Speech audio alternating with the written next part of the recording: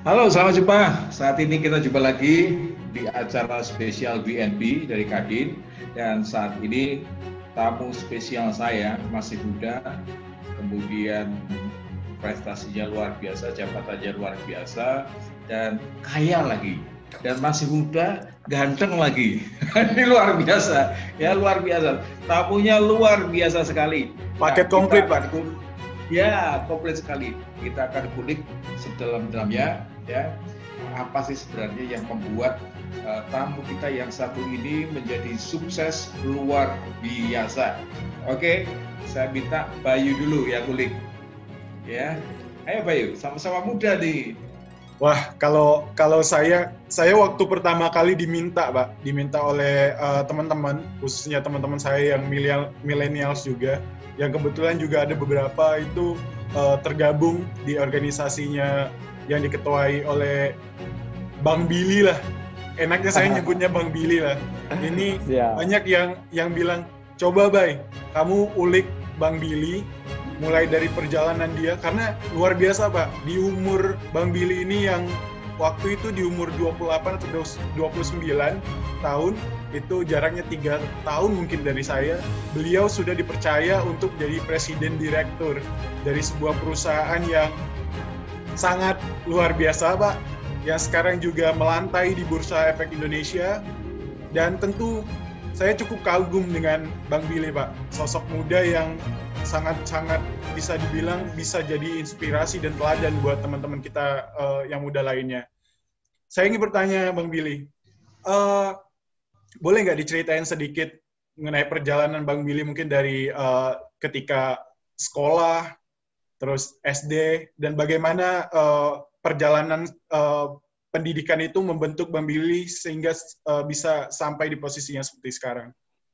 Oke, sebelumnya selamat siang semuanya, Mas Bayu, Pak Bayu Krisna. Wah, introduction-nya berlebihan nih, terlalu berlebihan menurut saya. No. Itu fakta itu. Fakta. Jadi terlalu tidak baik, boleh mengingkari fakta. Ya, introduction-nya terlalu baik. Oke. Mungkin kalau kita melihat dulu masa kecil, ceritanya. Jadi saya itu lahir di rumah yang cukup sederhana. Jadi sampai waktu itu kelas 4 SD ya. Jadi kita dari kelas 4 SD tiba-tiba pindah ke orang tua, pindah ke rumah yang cukup besar lah istilahnya. Mungkin bahkan rumah terbesar kali waktu itu di Pekalongan. Kemudian orang tua mulai melihat bahwa kita itu mulai apa ya, isinya ya terlalu manja lah. Artinya tiap minggu itu ya isinya kumpul sama teman-teman, datengin teman-teman, ada waktu itu ada lapangan tenis, ada kolam renang, pokoknya main terus semua gitu. Terus even waktu masih sekolah dasar pun juga kaos kaki, sepatu itu masih dipakein juga kayak gitu loh. Terus mata buku sekolah, ngerjain PR itu kadang mbak-mbaknya gitu masih ngebantu lah kayak gitu. Pokoknya bangun tidur sekolah itu pakai baju itu juga kadang masih dipakein juga, dan itu sampai SD, kemudian sampai kelas SMP kelas 1 itu masih banyak dimanjain. Nah, memang di situ orang tua kemudian melihat, wah ini nggak boleh nih anak diginiin. Jadi waktu itu saya dibohongin sama orang tua, waktu kenaikan kelas SMP 1 ke kelas 2, ayo kita liburan ke Australia, katanya begitu. Ya singkat cerita, di packing lah semuanya gitu, tiba-tiba sampai Australia, bahasanya adalah nganter kakak sekolah, saya ternyata dikeluarin dari sekolah yang di Pekalongan, kemudian langsung didaftarin sekolah yang di Australia gitu, yang di Australia waktu itu di sini gitu. Jadi memang waktu itu dari yang semuanya ada tersedia, cukup dilayani lah kayak gitu, dan akhirnya tiba-tiba di sana itu kita dititipkan dengan orang, ya semuanya harus mandiri sendiri ya. Kalau dulu berangkat ke sekolah di Pekalongan masih dianterin naik mobil, kalau di sana ya enggak, jalan dulu ke stasiun 2 kilo, naik ceritanya 40 menit, habis itu jalan lagi ke sekolah 2 kilo, terus di sana ya harus bersihin kamar sendiri, cuci piring sendiri, semuanya mandiri lah. Dan memang orang tua didikannya keras ya. Waktu itu saya sempat nangis hampir mungkin 9 bulan kali. Jadi setiap hari itu nelponin Indonesia, nelponin orang tua saya, minta pulang gitu. Tapi ya akhirnya setelah 9 bulan orang tua ngomong, ya udah kalau kamu mau pulang ya silahkan, tapi nggak usah sekolah lagi, kamu tak beliin becak, kamu becak aja gitu loh. Akhirnya kita pikir-pikir ya udah mending sekolah kali ya daripada kita becak kan di waktu itu di Pekalongan. Ya perjalanan kayak gitu tentunya membuat saya jadi seorang yang lebih tough ya, karena kan kita waktu itu di Australia, Inggris saja belum persiapan, belajar bahasanya, kemudian masuk di sekolah yang cukup lumayan lah dan mayoritasnya juga orang sana bule, kita jadi minoritas, dan jadi ya dalam waktu yang cukup singkat kita harus adaptasi ya. Itu yang membuat akhirnya ya udah kita adapt. Terus setelah jalan di sana 6 tahun lulus SMA, kemudian saya dipindah lagi ke Cina, harus belajar ke Cina katanya.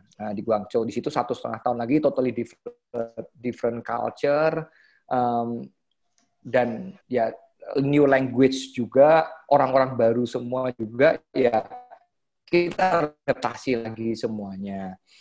Kemudian waktu itu terus pindah ke London, totally new culture lagi. Inggris ya masih bisa, teman-teman baru. Akhirnya ya kita adaptasi lagi. Setelah itu baru kembali ke Indonesia, adaptasi lagi karena udah 9 tahun. Jadi mungkin itu yang membuat saya sekarang sangat nyaman dengan hal yang baru lah gitu. Karena pada umumnya kan manusia ini kan, kita ini kan untuk hal-hal yang baru itu kan pasti nggak nyaman kan. Jadi memang di situ mentalnya saya mungkin dididik untuk berani dan nggak takut lah istilahnya, menghadapi hal-hal yang baru, situasi baru, kondisi baru. Jadi ya memang itu dilatihnya di situ mungkin. Tapi memang itu baru saya sadari ya waktu dewasa ini. Kalau dulu pikirnya, aduh kita diusir, kita diapain gitu. Tapi baru kerasnya setelah dewasa inilah. Wah hebat. Dewasa. Bang Willy, ya saya manggil Bang aja, tiru Bayu aja ya.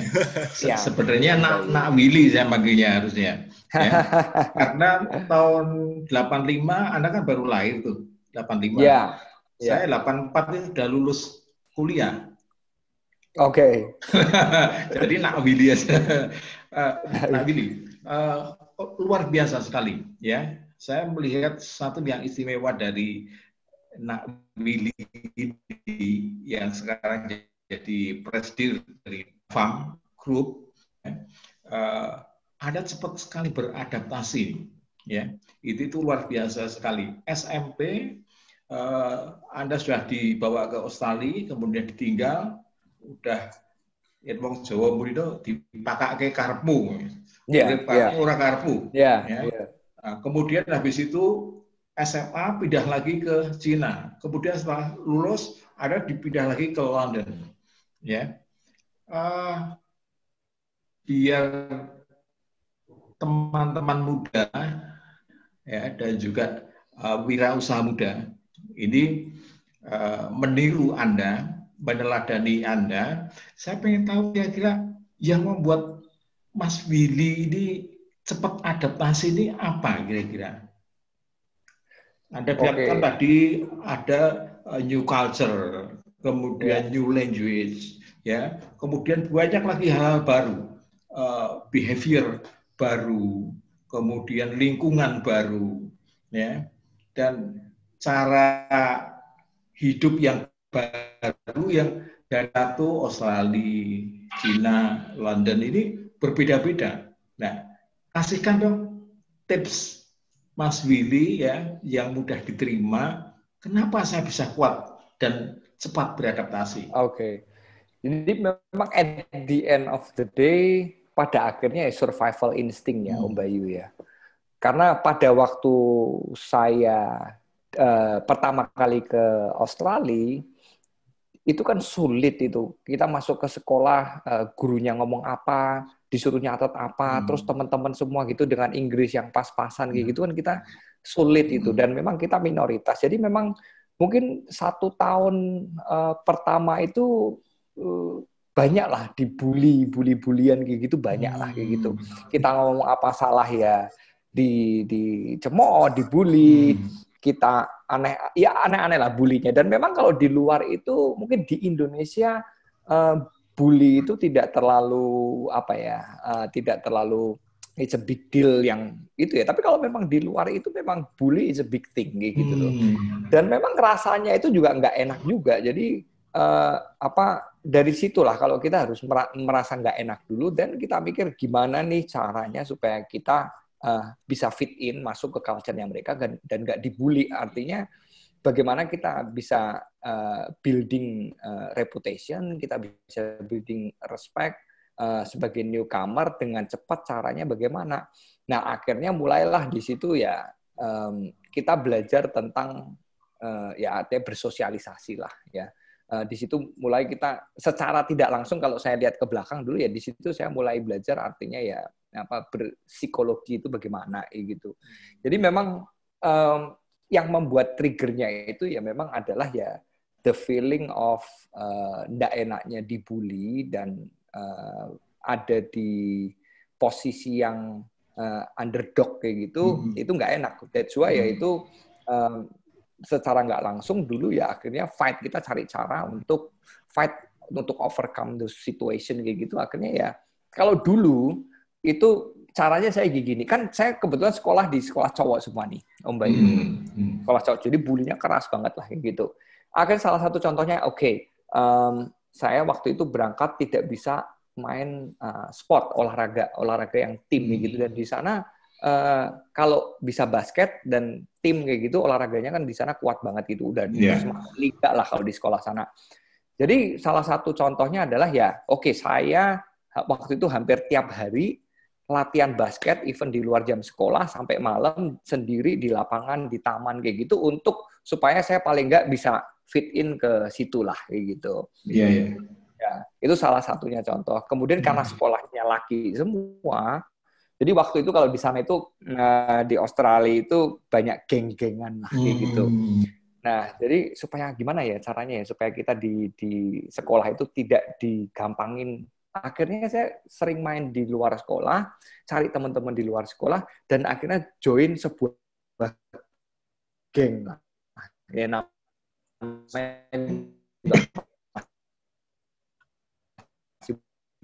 jadi join itu internal.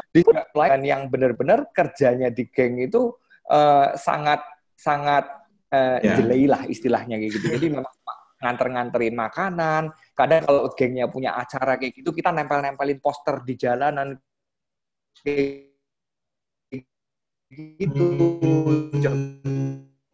Logis gitu. Tapi begitu ada yang bully saya di sekolah, geng saya datang semua dan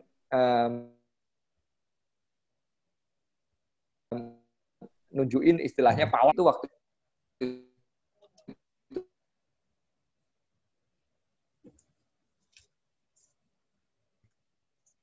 itu ya insting aja ya. Jadi akhirnya kebetulan itu yang saya jalani gitu. Contohnya begitu lah. Oke, sangat menarik sekali. Kalau boleh saya pinjam istilah dari teman saya seorang penulis, the power of kepepet ya waktu itu ya. Nah, Mas Billy, di usia yang masih muda ini, saya benar-benar terkagum-kagum dengan Mas Billy ini ya. Anda sudah jadi presidir dari sebuah perusahaan yang brandnya sudah cukup kuat di dalam. Saya ingin tanya ya, ini kan Anda memimpin banyak orang nih, ya. Nah, ini tolong kasih juga resep nih. Ini Bayu kayaknya pengen belajar tentang leadership, ya. Nah, Mas Billy tolong kasih tahu deh, gimana sih cara memimpin orang, mempengaruhi orang, mengarahkan orang, mensugesti orang, menanamkan nilai-nilai orang, ya, yang begitu banyak, sifatnya banyak, pendidikannya beragam, usia berbeda, Pak. Nah, Silakan, silakan. Mas Silly. Ini kita punya berapa jam nih, Pak? Bisa sehari semalam. Sehari semalam, oke.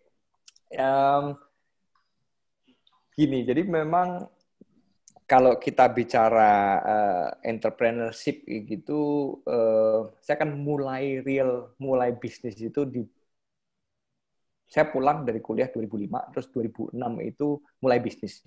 At the end of the day, jawaban dari semua tadi itu ya experience, Pak. Experience, jadi pengalaman lah. Nah, kenapa pengalaman? Artinya mungkin dari kita bicara 2005, waktu saya pulang, saya itu kan setahun itu coba kerja untuk bantuin orang tua. Waktu itu orang tua usahanya sarang burung. Jadi orang tua saya udah pensiun, terus kerjanya sarang burung. Dan memang, tapi di situ nggak ada excitement ya, karena di Pekalongan dan juga kerjaan sarang burung itu very boring lah buat saya gitu. Dan akhirnya saya memutuskan untuk ya udahlah, saya nyoba untuk ke kota besar yang paling dekat dari Pekalongan dan coba mengadu nasib di situ. Kebetulan juga waktu itu pacar saya, sekarang istri, itu orang Semarang. Pernah ngobrol-ngobrol kalau misalnya udahlah nanti istri ya tinggal di Pekalongan aja, ngapain, nggak ada apa-apa kan di Semarang. Terus sehingga waktu itu ya akhirnya orang tua ngomong, kalau nggak mau kalau istri nggak mau tinggal di Pekalongan, ya udah kamu nggak usah dikawin aja kayak gitu loh. Oke. Nah, saya buat deal sama papi waktu itu. Kalau 2 tahun saya nggak bisa jadi orang di Semarang, saya akan pulang ke Pekalongan gitu. Ya udah berangkatlah saya. Jadi 2 tahun pertama itu di Semarang itu saya cuma kenal 1 orang aja. Dan teman saya waktu di Cina dulu, di Guangzhou. Tapi kerjaannya saya tiap hari waktu itu tuh ya, karena nggak ada kantor, nggak ada tempat tinggal, saya nginepnya di hotel Metro, cari kamar yang paling murah. Jadi seminggu saya spend waktu 4-5 hari saya di Semarang. Dan memang kerjaannya dari satu kenalan ke kenalan lain di coffee shop, nongkrong, makan sering sendirian, dan memang muter, terus saya ketemu sama banyak orang, dan ya ada cari opportunity apa. Nah, memang selama 3 tahun itu, saking ketemu banyak orang, dan saya nyemplung di banyak bisnis, waktu itu karena masih sangat baru ya, jadi memang any business, any opportunity itu, exciting sekali, sangat exciting sekali. Dan akhirnya hampir 95% dari yang saya nyemplung di 3 tahun pertama ya memang isinya fail semua. Karena di situ saya benar-benar melihat banyak orang lah. Artinya orang yang benar-benar sangat baik banget ya gitu, sopan santun, tiba-tiba hilang duitnya kita.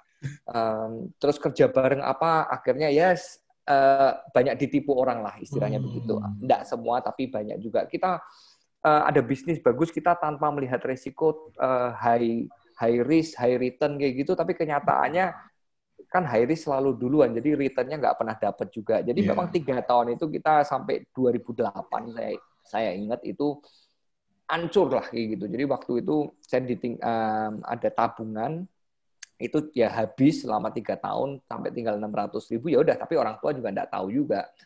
Nah, jadi melewati masa-masa itu, ya saya mulai belajar apa sih manajemen resiko, mulai belajar orang kayak gitu ya. Barulah mulai 2008, 2009 ada usaha, saya baru mulai masuk ke kafe, restoran gitu.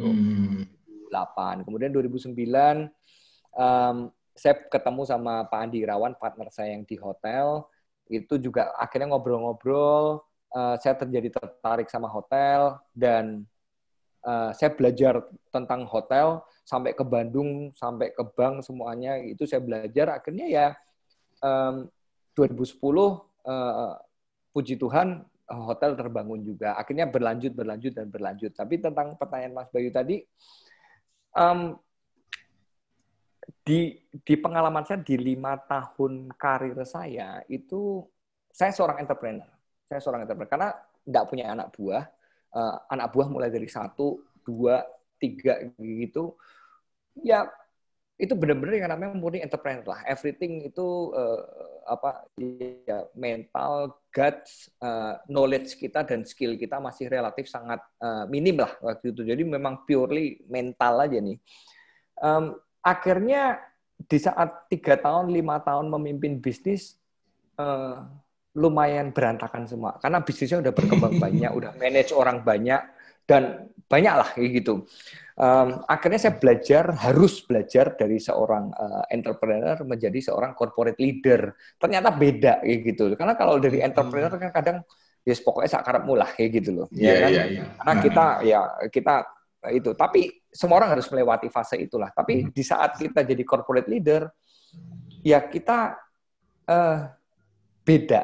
Artinya kita sekarang punya sebuah perusahaan di mana memperkaryakan ratusan orang waktu itu, sekarang udah ribuan gitu. Jadi kan memang tanggung jawabnya beda. Kita harus menjaga reputasi perusahaan, kita menjaga karyawan kita karena memanage satu outlet dan memanage 30 sampai 50 outlet is totally different animal, ya kan? Yeah. Nah, jadi karena waktu itu akhirnya di saat waktu itu saya hampir setiap bulan itu nambah satu bisnis, saya gulung terus. Akhirnya di tahun keempat itu saya itu udah tidak bisa berkembang lagi, isinya setiap hari itu adalah pemadam kebakaran. Kita jadi tiba-tiba ada api di sana, kita padamin belum selesai, di sini ada api, di sini ada api, di sini ada api, di sini ada api, semuanya. Jadi akhirnya pemadam kebakaran isinya itu selama setahun itu beresin masalah terus kayak gitu loh. Masalah kan kita nggak tahu, sebagai entrepreneur kita mulai kan nggak tahu nih apa namanya undang-undang ketenagakerjaan, kita nggak tahu legal system, kita nggak tahu istilahnya pajak itu apa, dan semuanya itu berdasarkan kebijakan aja gitu. Makanya saya merasa, loh kok pantat saya ini setiap hari itu nempel di kursi, nempel di kantor, akhirnya apa? Isinya orang datang, Pak ada masalah ini kebijakannya gimana? Ada masalah ini kebijakannya gimana? Nah memang di situ saya harus merubah, jadi saya rombak waktu itu holding saya, struktur organisasinya semua. Intinya kayak gini, saya nggak mau karena jiwa saya itu di business development, saya nggak mau saya setiap hari itu hanya duduk di kursi, terus kalian datang, saya cuma tanda tangan cek semuanya, karena banyak banget itunya. Sampai, Pak kalau ada yang meninggal, ini ada yang meninggal bagaimana? Pak ini ada yang sakit, kebijakannya gimana?